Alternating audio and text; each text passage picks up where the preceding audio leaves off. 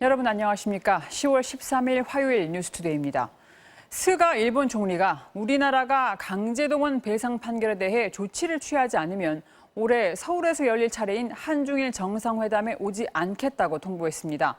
강제동원 피해자에게 1억 원을 배상하라는 대법원 판결에 따라 지금 우리나라에 있는 일본 기업의 자산을 팔아서 현금으로 바꾸는 절차가 진행되고 있는데 이걸 멈추라는 겁니다. 아베 내각 제2기라는 딱지에 정당성을 확보하려고 조기 총선까지 고민한 스가 내각이 우리나라와의 갈등을 또다시 대내적으로 이용하는 건 아닌지 의심됩니다. 첫 소식 장재용 기자가 보도합니다. 일본 정부가 강제징용 문제에 대한 한국 정부의 수용 가능한 조치가 없을 경우 한중일 정상회담에 불참할 것이라는 뜻을 밝혔다고 일본 교도통신이 전했습니다.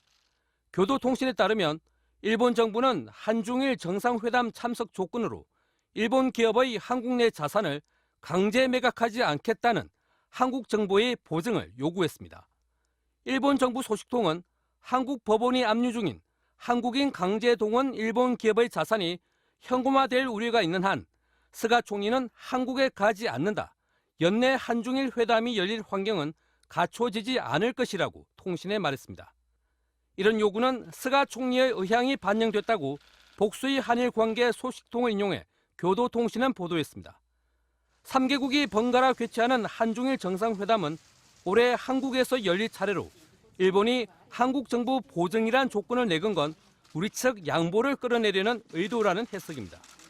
하지만 한국 정부는 사법부 판단에 행정부가 개입할 수 없다는 입장으로 일본 측의 요구를 수용할 가능성은 낮아 연내 한중일 정상회담 개최는 무산될 가능성이 있습니다. MBC 뉴스 장재용입니다. 네, 코로나 소식으로 이어가겠습니다. 거리 두기가 완화되자마자 어제 기준 새 확진자 수가 다시 100명 가까이 뛰어올랐습니다. 또 다른 방역의 시험대가 시작됐다. 거리 두기 완화와 방역을 동시에 잡아야 하는 방역 당국의 말입니다.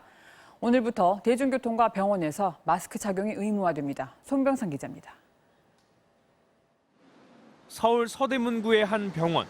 이 병원에서 장례를 치른 유가족 한 명이 지난 8일 확진 판정을 받은 이후 장례식장 이용객 등 10명이 추가로 감염됐습니다. 경기도 고양에서는 한국어 연수를 위해 입국한 네팔인 11명이 확진 판정을 받았고 수원의 한 체육시설에서 6명, 동두천 친구 모임 관련 15명 등 곳곳에서 집단 감염이 잇따랐습니다. 국내 신규 확진자 규모도 추석 연휴를 지나면서 소폭 상승했습니다. 또 서울에선 어제 오후 6시 기준으로 19명이 추가로 확진 판정을 받았습니다. 방역당국은 추석 연휴 이후 폭발적 증가세는 없었지만 신규 환자가 증가 추세인 만큼 상황을 예의주시하고 있습니다. 1차적인 위기는 일단 지나갔다라고 생각을 합니다. 다만 잠복기가 또 5일보다 더 기는 그런 이제 사례들도 일부 있기 때문에 이번 주까지는 추석 연휴 여파들을 점검을 좀 해나갈 필요가 있고. 특히 밀폐, 밀접, 밀집한 산밀 환경과 함께 가을철 들어 낮아진 기온과 습도, 가을 산행 같은 단체 여행을 새로운 위험 요인으로 지목했습니다. 거리 두기가 1단계로 낮아진 어제 클럽과 노래방에는 젊은 층에 몰려들었고 뷔페 식당 영업과 학원 대면 수업, 스포츠 관중 입장도 재개됐습니다. 잠복되어 있는 감염, 또 집단 감염의 가능성이 있어 경각심을 낮출 수 없는 상황입니다. 또 다른 방역의 시험대가 시작되었다고 생각합니다. 이에 따라 오늘부터 대중교통과 의료기관, 요양시설 등에서 마스크 착용이 의무화됩니다. MBC 뉴스 손병산입니다. 독일 베를린에 설치된 평화의 소녀상 철거 명령을 놓고 시민단체는 법적 대응에 나섰고 온라인에서는 청원도 시작됐습니다. 슈레더 전 총리 부부까지 구청 측에 철거 반대 편지를 보냈는데 정작 국감에서 정부는 이 문제에 직접 개입하지 않는다는 답변을 내놓아서 논란이 일고 있습니다. 조효정 기자입니다. 베를린 미테구청 측이 통보한 소녀상 철거 시한이 다가왔습니다. 설치를 주관한 시민단체는 베를린 행정법원에 철거를 중지해달라는 가처분 신청을 제기하기로 했습니다. 온라인 청원운동도 시작했는데 이미 3천여 명이 참여했습니다. 시민단체는 소녀상이 한일 간 분쟁 문제가 아닌 전쟁 여성 피해의 문제이고 보편적 인권의 상징이라는 점을 집중적으로 알린다는 계획입니다. 표현의 자유를 막는 것은 부당하고 전 세계 그런 피해자들이 목소리를 내는 것. 그것이 저희의 그 목적이에요. 슈레더 전 독일 총리의 부인인 김소연 씨는 부부 공동 명의로 미테구청장에 공개 편지를 보냈습니다. 소녀상 철거는 위안부 할머니의 아픔을 저버리는 반역사적인 결정이라며 일본의 압력에 굴복하지 않기를 바란다고 호소했습니다. 하지만 일본 정부는 소녀상 철거가 당연하다는 입장을 되풀이하고 있습니다. 우익 산케이 신문은 소녀상을 방치하면 위안부가 성노예라는 역사 날조가 확산될 수 있다며 악질적인 반일 행위는 싹을 확실히 제거해야 한다는 주장까지 내놨습니다. 외통위 국감에서는 우리 정부는 뭘 하고 있냐는 비난이 쏟아졌습니다. 주재국과 마찰이 생길 우려가 있어서 앞에서 선도하거나 그런 자세는 아닌 것이 지금 정부의 지시로 이해하고 있습니다. 제가 지금 우리 외교부나 대사관에서 소녀상 설치를 주도해달라는 말씀이 아니라 일본에서 이 같은 방해 공작을 하는데 왜 그런 방해 공작에 대해서 우리 정부와 대사관은 손 놓고 있냐는 거예요. 직접 개입하지 않는다는 답변을 놓고 논란이 확산되자 이 대사는 국감 말미에 발언을 자처하고 나섰습니다. 이 대사는 일본이 계속해서 소녀상 철거를 시도한다면 우리도 정부 차원에서 적극적으로 대응하는 방안을 강구하겠다고 해명했습니다. MBC 뉴스 조효정입니다. 대규모로 끌어모은 투자금을 부실 채권에 투자해 2조 원에 달하는 피해를 발생시킨 이른바 라임 옵티머스 사건. 국민의힘은 이 사건을 권력형 게이트로 규정하며 특검 등 다른 조치를 요구했습니다. 하지만 민주당은 의혹 부풀리기에 단호히 대처하겠다며 검찰에 엄정한 수사를 촉구했습니다. 국검 소식 이학수 기자입니다. 국민의힘은 여권 유력 인사들이 연루된 정황이 나왔다며 권력형 게이트로 규정했습니다. 강기정 전 청와대 정무수석에게 5천만 원을 건넸다는 라임 펀드 관계자의 진술. 펀드 수익자 중 정부 여당 관계자들이 있다는 옵티머스 측 내부 문건 등을 이유로 들었습니다. 또 이 사건을 검찰이 사실상 뭉개왔다며 특검 도입을 촉구했습니다.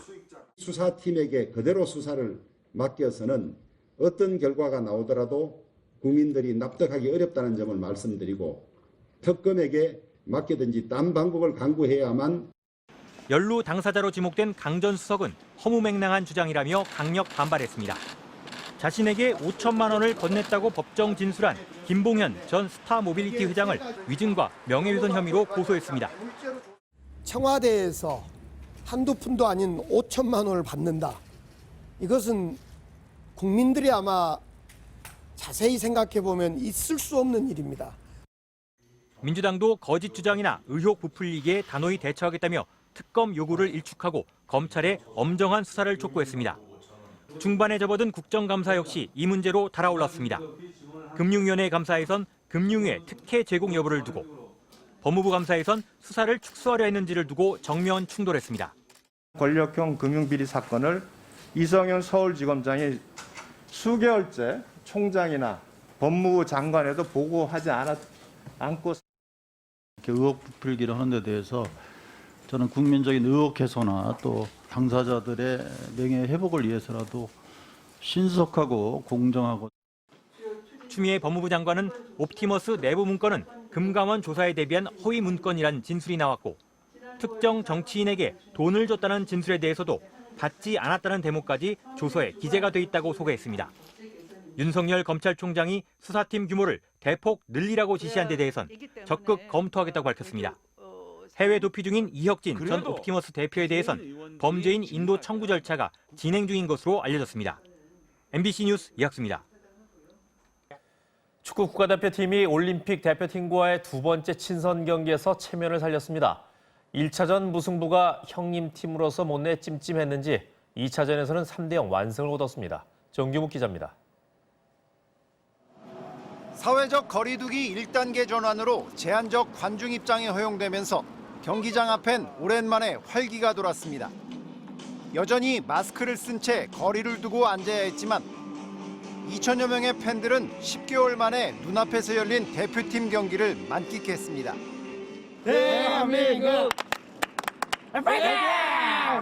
두 팀 선수들은 1차전 못지않은 치열한 자존심 싸움을 펼쳤지만 좀처럼 골문을 열지는 못했습니다. 영의 균형을 깬 건 올림픽 대표팀에서 성인 대표팀으로 차출된 선수들이었습니다. 이동준이 특유의 저돌적인 돌파로 기회를 만들어냈고 이동경이 가볍게 마무리하며 친정팀 김학범호의 비수를 꽂았습니다. 올림픽 대표팀은 형님들 골문을 줄기차게 두드렸지만 수문장 조현우를 넘지 못했고 그 사이 A대표팀 이주용은 골키퍼 실수를 틈타 2경기 연속골을 터뜨렸습니다. 그리고 이영재가 감각적인 칩슛으로 쐐기골을 터뜨려 패기만만했던 동생들의 추격을 잠재웠습니다. 아무래도 제 친구들이고 또 하다 보니까 그런 좀 마음이 있었는데 그래도 어쨌든 선수가 경기장 안에서는 항상 승리를 위해서 뛰어야 하고 또 제 위치에 맞게 또 해야 된다고 생각하기 때문에 1승 1무로 스페셜 매치 승리를 가져간 형님 A대표팀은 우승 상금 1억 원을 코로나 성금으로 기탁했습니다. 이벤트 매치를 마친 축구대표팀은 다음 달 A매치 기간에 해외파까지 다 불러들여 원정평가전을 치를 계획입니다. 장소는 오스트리아가 유력한 가운데 상대는 멕시코나 카타르가 될 걸로 보입니다. MBC 뉴스 정규묵입니다.